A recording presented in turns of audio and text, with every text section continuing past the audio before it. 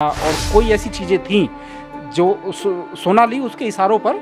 मुझे लगता है सोनाली के केस में भी ऐसा ही कुछ हुआ है। एक महिला के साथ किसी पुरुष व्यक्ति का हमारे सांस्कृतिक मूल्यों का ह्रास तो हो गया है। सुशांत सिंह राजपूत के बारे में भी यही हुआ। एक ऐसी महिला जिनके पास वह सारी भौतिक सुख सुविधाएं थीं जिनका आम आदमी सिर्फ सपना देखता है, बावजूद इसके उनकी जिंदगी के पीछे एक अंधेरा था। उस अंधेरे को ना सिर्फ वह महसूस करती थी बल्कि दिन और रात देखती थी, लेकिन किसी को बता नहीं सकती थी। मैं बात कर रहा हूं हरियाणा की एक्टर सोनाली फोगाट की। सोनाली फोगाट की तरह ही जिस मामले को जोड़कर देखा जा रहा है वह है बॉलीवुड एक्टर सुशांत सिंह राजपूत का मामला। यह दोनों ही लोग अपने परिवार से थोड़ा थोड़ा दूर थे और जिसकी कीमत उन्हें अपनी जान देकर चुकानी पड़ती है। यानी व्यक्ति जब ऐसे मुकाम पर हो तो वह बहुत लोगों के निशाने पर भी होते हैं। इस पूरे प्रकरण पर समाज को एक चिंतन की आवश्यकता है। इस पूरे मामलों पर, ऐसे दोनों मामलों पर मेरे साथ आज बात करने के लिए मौजूद हैं वरिष्ठ समाजशास्त्री प्रोफेसर जे.के. पुंडीर जी। सर, सोनाली फोगाट का मामला हो या सुशांत सिंह राजपूत का मामला, लोग दोनों को सिमिलर करके देख रहे हैं, आपका क्या मानना है? देखिए, कुछ सिमिलरिटी थोड़ी सी या थोड़ी समानता इस तरह से नज़र आती है कि दोनों लोग परिवार से दूर और सफलता की सीढ़ियों पर चढ़ चुके थे। और जैसे ही आदमी सफलता की सीढ़ियों पर चढ़ता है तो स्वाभाविक रूप से ये है कि उसको अपने प्रोफेशन में ज़्यादा समय देना पड़ता है, दूर चला जाता है। इस सारे में अगर उनके इर्द गिर्द भी लोग होते हैं तो परिवार के लोग वहाँ तक नहीं रह पाते हैं, बल्कि दूसरे लोग बीच में आ जाते हैं, क्योंकि उनको प्रोफेशनल असिस्टेंस की ज़रूरत पड़ती है। तो प्रोफेशनल असिस्टेंट आ जाते हैं, एडवाइज़र्स आ जाते हैं, और अपने आप में जो भी प्रसिद्धि के शिखर पर पहुंचता है या पहुंचने का प्रयास करता रहता है और लगता है कि वो चढ़ रहा है, तो जो भी प्रोफेशनलिज्म उस प्रोफेशन का है, उसकी जो आवश्यकताएं हैं उसके अनुरूप उसे वहाँ चलना होता है। वहाँ अपना मुकाम बनाने के लिए, अपना स्थान बनाने के लिए, अपनी सफलता को तो सतत रूप से चलाए रखने के लिए, प्राप्त करते रहने के लिए ज़रूरी है कि वो उस प्रोफेशनलिज्म में जाए और उस तरह की असिस्टेंस वो वहाँ से ले जहाँ पर के जिस पर्यावरण में वो रहता है। दोनों ही केस में ऐसा है कि दोनों के पर्यावरण जो सफलता की शिखर पर पहुँच रहे थे वो उनके पैतृक पारिवारिक परिवेश से, नंबर एक तो ये है कि वातावरण दूसरे तरह का था, बिल्कुल नए तरह का था। उनका प्रोफेशन नए तरह का था, अपने परिवार से अलग। तीसरी बात ये थी कि भौतिक रूप से या भौगोलिक रूप से दोनों ही को अपने स्थानों से दूर जा कर के सफलता के लिए वहाँ प्रयास करना पड़ा।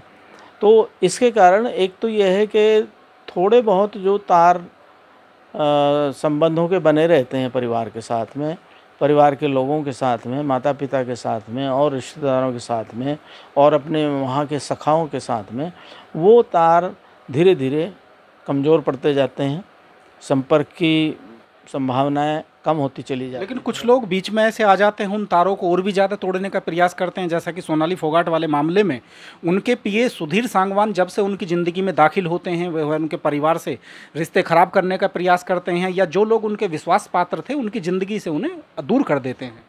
असल में एक बहुत पहले आया हुआ निष्कर्ष हो चुका, तो हम लोग इन चीज़ों पर विचार करते रहे कि जीवन में, अंग्रेजी में एक शब्द है कि प्राइम इम्पोर्टेंस किस चीज़ की है। प्राइम इम्पोर्टेंस जो हम ग्रहण कर रहे हैं, जिसका आदर्श मॉडल हम मान रहे हैं, वो पश्चिमी सभ्यता से आया कि नथिंग सक्सीड्स लाइक सक्सेस, ये अमेरिकन कल्चर है।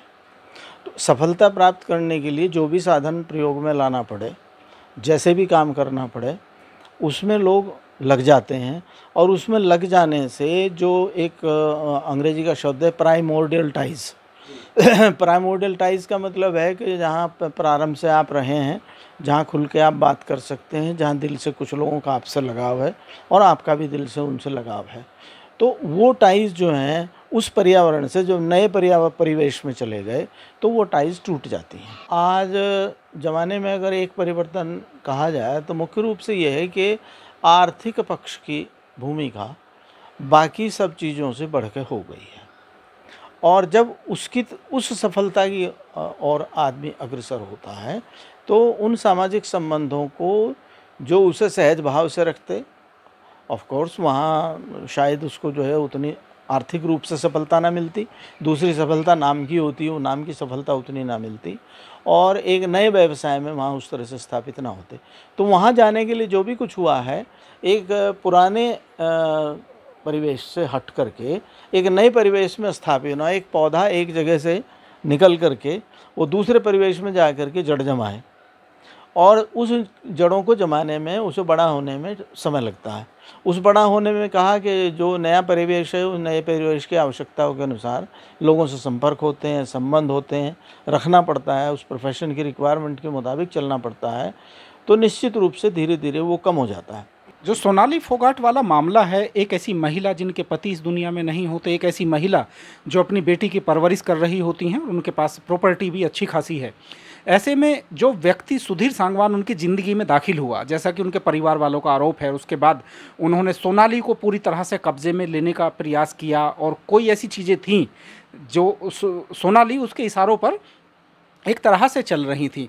एक महिला के साथ किसी पुरुष व्यक्ति का, एक अकेली महिला के साथ इस तरह का व्यवहार करना और फिर उनका यूं दुनिया से चले जाना, सामाजिक दृष्टिकोण से आपका इस पर नज़रिया क्या है सर? यहाँ पे मैंने कहा कि एक तो प्राइमोर्डियल टाइज़ हैं हमारी वहाँ की, एक नए वाली टाइज़ हैं, और एक इन दोनों के बीच में है। दोनों के बीच में मतलब ये है कि कुछ किसी व्यक्ति को यहाँ का भी ज्ञान है, यहाँ से भी थोड़ा बहुत संबंध है, और वो उस नए प्रोफेशनल दुनिया में जहाँ वो स्थापित हो रही हैं, वहाँ पर जा कर के भी वो थोड़ी पहुँच बना लेता है या थोड़ा समझने लगता है, और वहाँ जा कर के जब वो असिस्ट करने लगता है तो वो भी उस पर्यावरण का पार्ट बन जाता है, उस परिवेश का पार्ट बन जाता है। अब प्रश्न ये उठता है कि हर जगह कहीं न कहीं व्यक्ति का अपना स्वार्थ जरूर होता है। एक ऐसी महिला जिसका पति नहीं रहा, एक ऐसी महिला जो घर से दूर है, एक ऐसी महिला जिसके पास काफ़ी संपत्ति है, एक ऐसी महिला जिसको वो असिस्ट कर रहा है, और असिस्ट करके अपने पूरे भरोसे के साथ में पूरा कॉन्फिडेंस उसको दे रहा है और उसका कॉन्फिडेंस गेन कर रहा है। तो ऐसी परिस्थितियों में स्वाभाविक है कि वो व्यक्ति, चूँकि थोड़ा सा कनेक्शन उसका प्राइमोर्डियल टाइज से भी है, उस पहले परिवेश की टाइज से भी है, उस पर स्वाभाविक रूप से भरोसा ज़्यादा हो जाता है। मुझे लगता है सोनाली के केस में भी ऐसा ही कुछ हुआ है कि प्राइमोर्डियल टाइज से थोड़ा सा कनेक्शन होने के नाते अपने असिस्टेंस के लिए उस व्यक्ति पर उन्होंने भरोसा ज़्यादा किया। लेकिन एक महिला के भरोसे का, जिस तरह के भरोसा तोड़ने का काम किया गया, उनके परिवार को एक झटका दिया गया, तो ये चीज़ें कितना प्रभाव समाज पर छोड़ जाती हैं?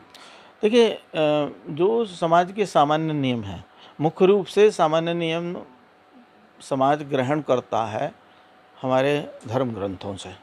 धर्म ग्रंथों से जब ग्रहण करता है तो वहाँ पर तो आदर्श व्यवस्था दी गई है। लेकिन आज का समाज, जिसको हम मटेरियलिस्टिक वर्ल्ड ज़्यादा कहेंगे, जो भौतिक रूप से भौतिक सुख सुविधाओं में की तरफ बढ़ रहा है, ज़्यादा से ज़्यादा उन्हें प्राप्ति की तरफ, तो उनमें जो है वो उस तरह का विश्वास, उस तरह का भरोसा और उतना गहरा लगाव, और वो सामाजिक मूल्य कि किसी को धोखा नहीं देना, अपने स्वार्थ के लिए दूसरे को परेशान नहीं करना। लेकिन अब उल्टा हो चला। लेकिन वो मैंने कहा कि उन चीज़ों में बदलाव आ गया, सामाजिक मूल्य बदल रहे हैं, बहुत कुछ बदल रहे हैं। उन बदलते सामाजिक मूल्यों में जैसी परिस्थिति में एक बुद्धिमान व्यक्ति उस बुद्धि का सदुपयोग अपने लाभ के लिए करेगा, जिसमें उसकी जो स्ट्रैटेजी है उसका एक पार्ट ये भी बन जाता है कि जो व्यक्ति उसे सपोर्ट भी कर रहा है, एक तरह से वो व्यक्ति लाइमलाइट में भी है, उसके पास सब कुछ है भी, अगर वो उसका भरोसा ज़्यादा जीत करके अपने ही सोच के दायरे में उसको घुमाने शुरू कर दे, यही हुआ। क्योंकि वो अकेले ही अपने पूरे पहले परिवेश से तो कट गए, लगभग कट गए, पूरी तरह से नहीं कटे, तो ओकेजनली तो संपर्क रहता था ना, कभी कभी अवसर पे होता था, ऐसा तो नहीं कि हर समय इन्वॉल्व है।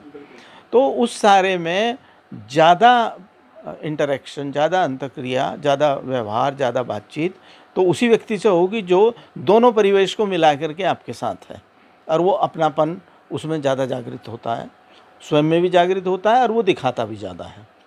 तो इसलिए उस पर निर्भरता बढ़ती चली जाती है। अगर उस निर्भरता में, उस विश्वास में कहीं पर दूसरे व्यक्ति का कोई अपना स्वार्थ आ जाता है, और वो सोचता है कि इसको तो किसी तरह से मैं इस तरह से रास्ते पे चलाऊं जिससे मेरी स्वार्थ सिद्धि ज़्यादा हो जाए। सोनाली का मामला एक हरियाणा, ना सिर्फ हरियाणा बल्कि सभी लोगों पर एक बहुत बड़ा प्रभाव छोड़ गया है।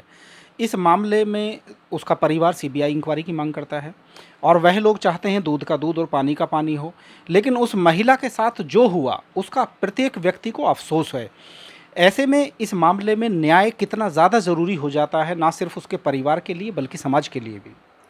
नहीं, देखिए, ऐसे मामलों में न्यायिक व्यवस्था है हमारी, और वो सही मामलों में न्यायिक प्रक्रिया के द्वारा उसमें को होते हुए सही न्याय मिल पाए। पहली बात तो मैंने कहा कि अन्वेषण का विषय है, उस इन्वेस्टिगेशन में सही तरह से, पूरी तरह से हर चार्ज सिद्ध हो जाए, और जांच उसकी चल रही है, तो उसमें वो सिद्ध हो जाए, और फिर उसके बाद जिसकी जहाँ गलती हो, जहाँ जिसका दोष है, उस दोषी को फिर उसकी सज़ा मिले।